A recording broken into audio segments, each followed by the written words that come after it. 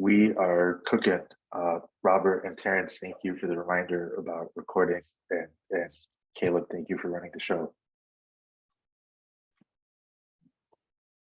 Okay, great. So you guys should be seeing the document still, correct?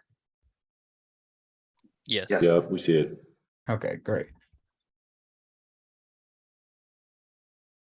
So now we're going to continue on what could be improved. More time to work on projects. We had a lot of time to work on projects this week. So does anybody want to talk about this point? It looks like it got a couple of plus signs. I didn't put that one, but when I saw it, I kind of agree with both. We did get a lot of time, but I know like the first thing I thought when I saw that was like, yeah, I definitely still need to work on a lot of things.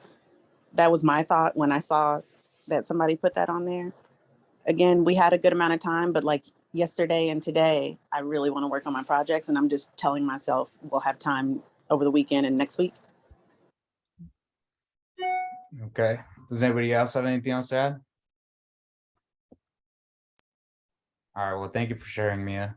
Yeah, that makes sense because like I think today we were supposed to have just a project day, but since the security lecture got moved from last week to this week, yeah, I do agree. It's a little less time, or like the time got moved.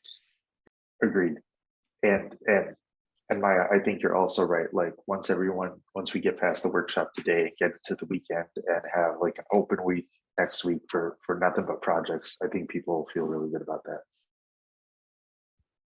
All right. So next we have me finding a job. Likewise, trying to get out there and hunt. Some of the lectures seem like they would have been more beneficial at the beginning of the course rather than later. Anybody want to talk about that? Yeah, which lecture specifically, so we can kind of make note of it.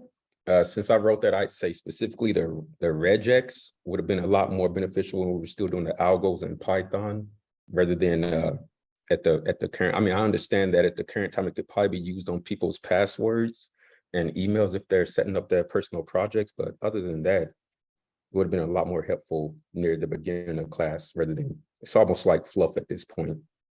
Okay, good to know. All right, thanks for sharing, Terrence. So next we have, I think Code Platoon only has us talk to the job resources personnel after the course is complete, but I think a good portion of the class wants to start looking for jobs after personal projects. In the middle of the group project and having earlier access to these folks would be helpful. Definitely agree. I know that we're constantly being told to wait till later, but maybe that's not the situation for everybody, and having that resource open to us might be very useful for the people who are ready to go out there and look. Dan? Yeah, I guess this is a question to the staff. Is that like a, and you all might not have the answers, but is that like a is that tied to like VA funding at all? Like the whatever job resources aren't allowed to start after? Because I don't know why it just seems odd that that's like a set in stone rule. Like every time we bring it up, the kind of answer is, hey, this doesn't start until after the program's done. And I don't know if that's so we can just focus on learning how to program, which, that's very important. But yeah, so I guess that'd be my only question for you all to kind of run up to Rod. Is it like tied to VA funding, or like is there a rule in place? So I don't know. Thanks. Yeah, I don't have the answer. Adam, do you happen to know? Dan, I apologize. What was the first part of your question again? So every time we kind of bring up career services from Code Platoon, the kind of answer is that the career services don't start until like after graduation. And I was just wondering if that's tied to like, is that a technicality of how the VA wants us to be how the VA wants the course to be structured, or if that's strictly a Code Platoon thing? I guess that'd be my question. That's a really good question. I think that's more a reflection of our organization. Part of it is we want to focus on the course and teaching and learning. I think part of it is that that's kind of where Zainab and I know the most about Code Platoon. So honestly, part of it is our lack of information. So maybe there is something that like we could do moving forward to make sure that we are more in touch with the career services folks so we can give you better information.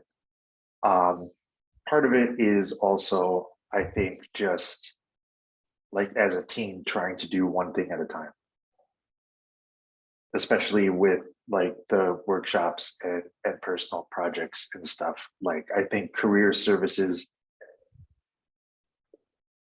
like they are probably going to want you to be kind of doing job hunting as your full-time job, and we can't do that yet.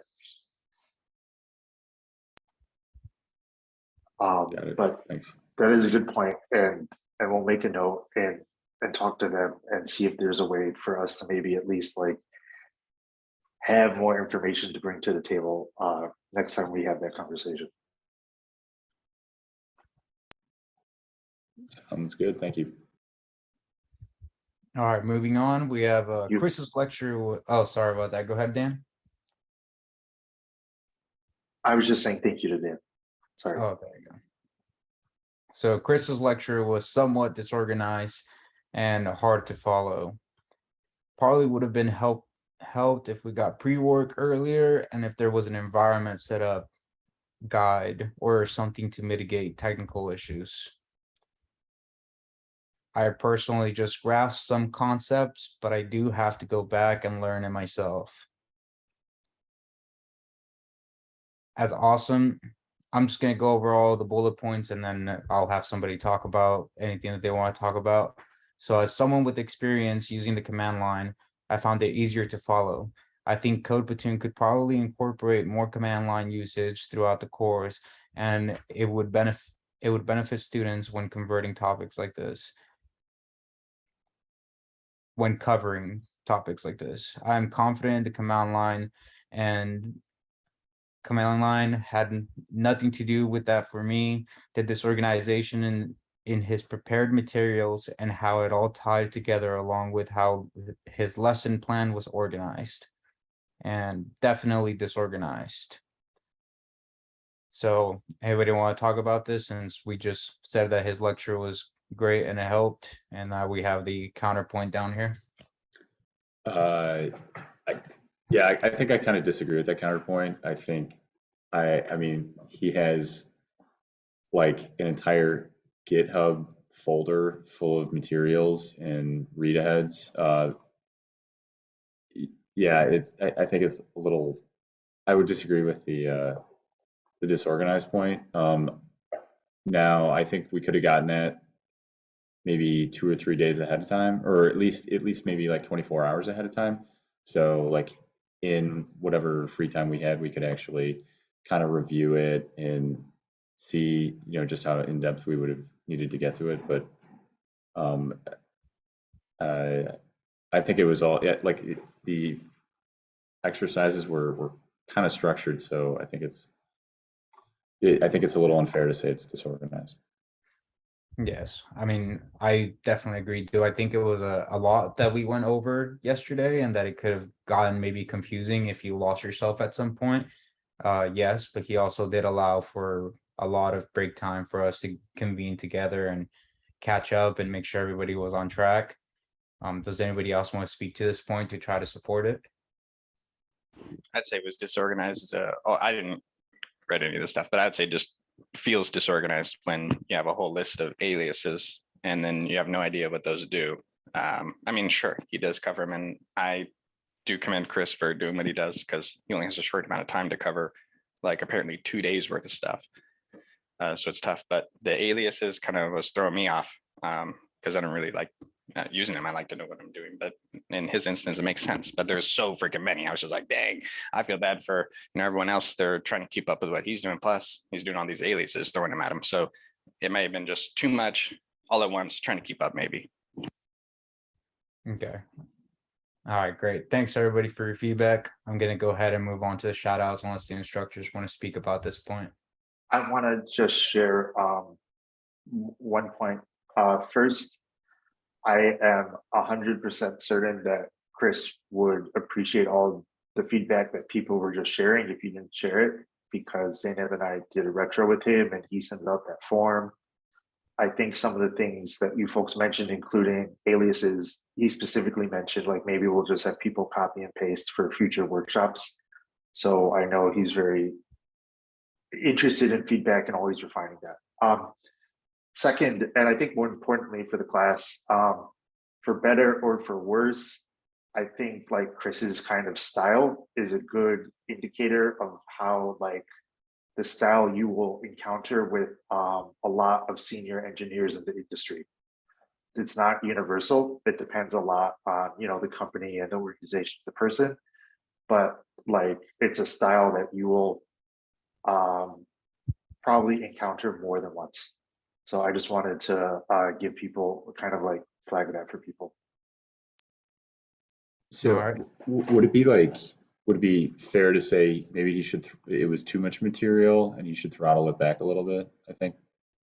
So what the deal is that like at a certain point, like especially with senior people, they just expect that like the people in the talk or whatever it is will be able to follow along and figure it out. And the reason they do that is because a lot of the times for the folks that they are talking with, that's true. So especially when you're new to the industry or more junior, that can be kind of jarring. I think there may be like things that he can organize and do better, but I actually think that's like a big part of the dynamic. So I think, again, for better or worse, I think it was actually really good for us to see that as part of sort of everyone's like professionalization into the industry.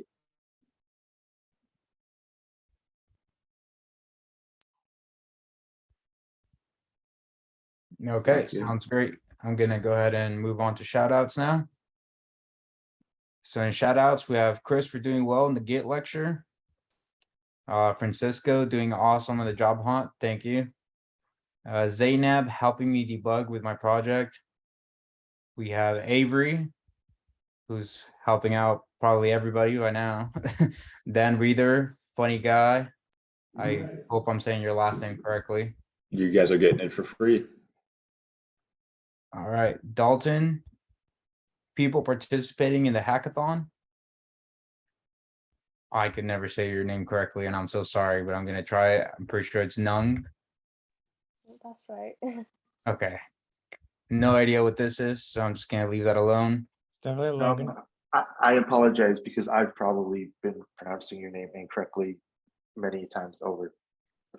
Francisco, thank you for asking. No problem. And we have Zainab helping to grade the latest assessment. Feel better, Raphael. Chris Bowler's encouraging everyone. Adam always checking in on folks. John O'Keefe, everyone that is trying it every day and continues to show up. That's probably the most important part. Luis Monzo for his outside the box thinking and different perspectives. Only having 3 weeks left till graduation. That's crazy. Only 3 weeks left. And then Adam's lecture was great. And Francisco for pronouncing Nung's name correctly. Thank you. All right, anybody want to speak to the shout outs? I figured. All right, I'm gonna go ahead and let's find out who the next person will be. So now go ahead and click magic. And Nathan, it looks like you got chosen. Will you be able to take it up? Is Nathan here by any chance? Yes, sorry, I was muted.